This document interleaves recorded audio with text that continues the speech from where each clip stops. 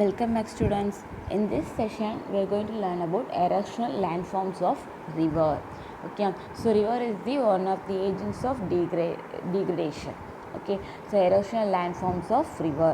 So first one is gorges and canyons. Okay Gorges அப்படின்னா மலை இடுக்குகள் அப்படின்னு சொல்லுவோம். சரியா? கேனியன்ஸ் அப்படின்னா நேரோ வேலி. Okay, so when the river flows through a mountainous region made up of hard rocks, it forms a valley with almost vertical sides called gorge. Okay, அதாவது river flow ஆகுது இல்லையா, மவுண்டெயின்ஸ் நமக்கு வந்து லாங்காக இல்லையா, அந்த ரிவர் ஃப்ளோ ஆகிற இடத்துல இந்த ஹார்ட் ராக்ஸில் இருக்க ஒரு வேலி மாதிரி ஒரு வெர்டிக்கல் ஸ்லைட்ஸில் ஃபார்ம் ஆகும், அதான் gorge. In India deep gorge have been formed by Brahmaputra and Indus in the Himalayas. Okay, a deep gorge with steep sides that runs for 100 kilometers is referred to as canyons. அதாவது மலை இடுக்கல் நடுவில் ஒரு 100 meters கண்டினியூஸாக வந்து நமக்கு river flow ஆகுது இல்லையா, so this called as the canyons. Okay, the examples are Grand Canyon of the river Colorado in the USA. Next one, waterfall. Can you see waterfall? Yes, waterfall எங்கேருந்து fall ஆகும், நம்மளுடைய mountain பீக்லேருந்து வரும் இல்லையா, அதுதான் waterfall. When a river flows in a region where hard rocks lie over soft rocks horizontally, the soft rocks get eroded quickly and the hard rocks projects outwards. அதாவது நம்ம river flow ஆகும்போது அந்த rocks தானே flow ஆகுது, so அந்த heart rock மேலே soft rock இருக்கும். ஓகேயா, ஸோ ராக்ஸ்லேருந்து டிஃப்ரெண்ட் டைப்ஸ் இருக்குல்ல, ஸோ ஹார்ட் ராக்கில் அது சாஃப்ட் ராக் மட்டும் அந்த வாட்டர் ஃபால் வந்து எரோட் ஆகி அந்த வாட்டரோட சேர்ந்து வந்துடும், மினரல்ஸ் மட்டும் வாட்டரோட சேர்ந்து வந்துடும். Thus the river falls vertically from a deep slope to form a waterfall. So up and down move ஆகுது இல்லையா, ஸோ அதுதான் வெர்டிக்கல் ஸ்லோப்லேருந்து ஃபார்ம் ஆகி வெளியே வருது. When the water falls with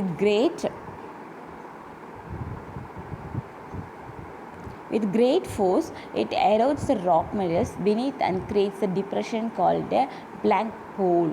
அதாவது நம்ம வந்து வாட்டர்ஃபால் மவுண்டெயின் பீக்லேருந்து நம்ம வந்து எரோட் ஆகி வரும்போது ரொம்ப ஃபாஸ்ட்டாக வரும், ஃபாஸ்ட்டாக வந்து கீழே வந்து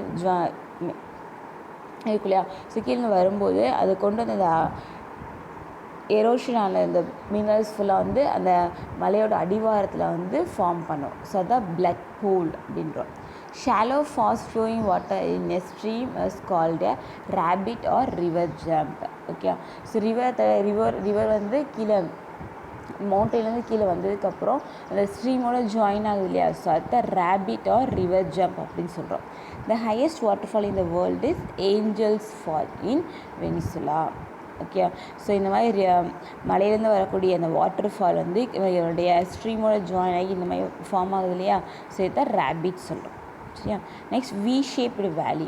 A V-shaped valley is formed by the vertical erosion of the river where the valley is deepened and widened. அது கீழே உள்ள பிளேஸ். ஓகே, அதாவது வாட்டர்ஃபால். ஸோ வாட்டர்ஃபால் வந்து எங்கே இது மலையோட இடுக்குலேருந்து வருது இல்லையா, ஸோ இந்த மலையோட இடுக்க தான் நம்ம என்ன சொன்னோம் அப்படின்னா கார்ஜஸ் அப்படின்னு சொல்கிறோம். ஓகே, ஸோ இது வந்து 100 meters வந்து கண்டினியூஸாக ரன் ஆயிடுச்சு அப்படின்னா அது வந்து என்ன சொல்கிறோம், கேன்யான்னு சொல்கிறோம். ஓகே, நெக்ஸ்ட் வாட்டர் ஃபால் வந்து நம்மளுடைய மவுண்டைன் பீக்லேருந்து ஓவர் எரோட் ஆகி கீழே வரும். ஸோ கீழே வரும்போது இந்த கீழே இந்த ஃபார்ம் ஆகலையா, ஸோ அதுதான் V-shaped valley அப்படின்னு சொல்கிறோம். சரியா? Pothole. Due to the river action, cylindrical holes and drilled vertically in the river bed with varying depth and diameter, these are called pothole. அதாவது நம்மளுடைய மவுண்டெயின்ஸில் வந்து இப்படி வாட்டர் ஃபால் ஆகுது இல்லையா, ஸோ இதில் வந்து அதோடைய சிலிண்ட்ரிக்கல் ஷேப்பில் வந்து நமக்கு வந்து என்னது ஹோல் ஃபார்ம் ஆயிரும். அந்த மவுண்டெயினில் வந்து அந்த வாட்டர் ஃப்ளோ அந்த இடத்துல மட்டும் எரோஷன் ஆகிறதுனால ஒரு பள்ளம் விழுகும், அது வந்து என்ன ஷேப் இருக்குன்னா சிலிண்ட்ரியல் ஹோல். அந்த ஹோலை என்ன சொல்கிறோன்னா பாட் ஹோல் அப்படின்னு சொல்கிறோம். ஓகே, ஸோ இந்த இதுதான் சொல்கிறோம். ஸோ இந்த நம்மளுடைய மலை இடுக்குகள் வழியாக வரக்கூடிய அந்த ஹோல் இருக்கு இல்லையா, இந்த ஒகேனக்கல் ஹோல்லாம் நிறையா சுற்றி வந்து ராக்ஸாக இருக்கும், நடுவில் மட்டும் வாட்டர் இருக்கும், அதுதான் பாட் ஹோல் அப்படின்னு சொல்கிறோம். Next one meander. As the river loaded with debris flows slowly, it forms sweeping loops and beds. It is referred to as meanders. அதாவது ரிவர்ஸோட லோடு ஸ்பீடு வந்து குறையும் போது ரிவர்ஸ் வந்து நார்மல் லேண்டில் பிளைன் ரீஜனில் வந்து ஸ்பீட் என்ன செஞ்சுன்னா குறைஞ்சிரும். ஸோ ஸ்பீட் குறையும் போது அது வந்து எப்படி வரும், இந்த மாதிரி லூப்ஸ் மாதிரி வளைஞ்சு இப்படி வளைஞ்சு போகும். அதுதான் மீண்டர்ஸ் அப்படின்னு சொல்கிறோம். சரியா? Next one oxbow lake. Meanders in due to course of time became almost a complete circle with narrow neck. அந்த சர்க்கிள் முடியும் போது அது வந்து எப்படி இருக்குன்னா, நெக் வந்து எப்படின்னா நேரோ நெக், அதோடைய வளைவுகள் எப்படி இருக்குன்னா அது மாதிரி நேரோவாக இருக்கும், குறுகலான நெக்காக இருக்கும். அதுதான் ஆக்ஸ்போ லேக் அப்படின்னு சொல்கிறோம். Okay, this in return gets abundant and forms a lake. This is called an oxbow lake. Okay. Next one, depositional landforms of river. So depositional என்ன சொன்னேன் நான், ஞாபகத்தில் இருக்கா? ஃபஸ்ட் செஷன்லேயே சொன்னேன் இல்லையா? ஸோ depositionனா எரோஷன், அதாவது ஒன் பிளேஸில் உள்ள மினரல்ஸ் வந்து இன்னொரு பிளேஸ்க்கு வந்து ட்ரான்ஸ்ஃபர் பண்ணுறது. ஓகேவா? ஸோ வந்து நம்மளுடைய வாட்டர் ஃபாலில் என்ன ஆகிடும், ஹை ஸ்பீடில் வரும்போது சாஃப்ட் ராக்ஸ்லாம் என்ன செய்யும், எரோட் பண்ணி கொண்டு வந்துட்டு அதனுடைய மவுண்டெயின்ஸோட எட்ஜில் வந்து டீபொசிஷன் ஆயிரும். ஓகே, இதில் first alluvial fan. A fan-shaped deposition made by the river at the foot hills is called alluvial plain. அவருடைய மலை அடிவாரங்களில் வந்து அந்த ஃபேன் ஷேப்பில் ஃபார்ம் ஆகிறது தான் alluvial plain சொல்லுவோம். ஃப்ளட் பிளைன்னா வெள்ளப்பெருக்குன்னு சொல்லுவோம் இல்லையா? So overflow of water. So இப்படி ஓவர்ஃப்ளோ ஆஃப் வாட்டர் வரும்போது அதோடைய செடிமெண்ட்டில் அதோடைய கார்னரில் வந்து என்ன செய்யணும், படிஞ்சிடும். Fine sediments are deposited on river banks where a river flood. These sediments make the region rich and fertile. So இந்த செடிமெண்ட்ரி பிளேஸ்லாம் எப்படி இருக்கும், ரிச்சாக இருக்கும். ஸோ அக்ரிகல்ச்சர் பண்ணுறது சூட்டபுளாக இருக்கும் அதனால். This is called a floodplain. As the height of a river banks gets increased due to continuous deposition of a flooded river, levees are formed. So வந்து வாட்டர் ஃபால் வந்து அதிகமாகும்போது ஓவர்ஃப்ளோ ஆஃப் வாட்டர் வரும்போது அதோடைய பார்டரில் ஃபுல்லாக எல்லாம் அதோடைய depth வந்து அதோடைய இன்க்ரீஸிங் அதோட வாட்டரோட டெப்த்தும் அதிகமாக வரும், ஃப்ளோ ஆஃப் வாட்டரும் அதிகமாக வரும். அதனால் அது கண்டினியூஸாக வந்து வாட்டர் வந்துக்கிட்டே இருக்கும்போது அதோடைய கார்னரில் வந்து என்ன இருக்குன்னா அதோடைய அலுவியல் சாயில் ஃபுல்லாக படிஞ்சிக்கிட்டே இருக்கும்.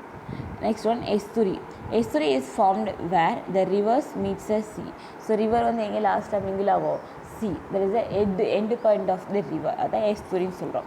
Deposition of silt by the river is not possible here in the estuaries like deltas if the waves keep on eroding the deposits. So இந்த சீயோட மிங்கிள் ஆகும்போது அந்த sea waves என்ன செய்யறது, அது வந்து எரோட் ஆகிக்கிறோம். ஓகேவா? ஸோ ரிவர்ஸ் கொண்டு வர அந்த மினரல்ஸ் ஃபுல்லாக சி வேவ்ஸ் என்ன பண்ணால் எரோட் பண்ணிடும். எக்ஸாம்பிள் ரிவர் நர்மதா அண்ட் தப்பட்டி. Next one, delta. A triangular shaped low lying area formed the river and its mouth is called delta. So அதோடைய ஓஷனில் மிங்கிள் ஆகிற பிளேஸ் இருக்குல்லையே அதான் வந்து டெல்டான்னு சொல்கிறோம். அது வந்து எப்படின்னா நேரோ பிளேஸாக இருக்கும். Okay, next one low lying ஏரியாவாக இருக்கும், அதாவது பிளைன் ரீஜியன் மாதிரி இருக்கும். Delta have fine deposits of sediments enriched with minerals. Example Kaveri delta, Tamil Nadu. Next one, karst topography. So karst டோப்போகிராஃபினா அந்த ரீஜனில் underground water creates distinct landforms limestone. So அந்த ராக்ஸில் வந்து லைம்ஸ்டோன்ஸ் அதிகமாக இருக்கும். ஓகே, அண்டர் கிரவுண்ட் வாட்டரில் வந்து லைம்ஸ்டோன்ஸ் அதிகமாக இருக்கிறதா கிரஸ்ட் டோப்போகிராஃபி அப்படின்னு சொல்கிறோம்.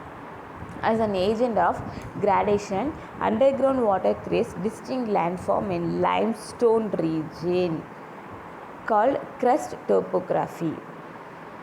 Groundwater is an active agent in limestone region.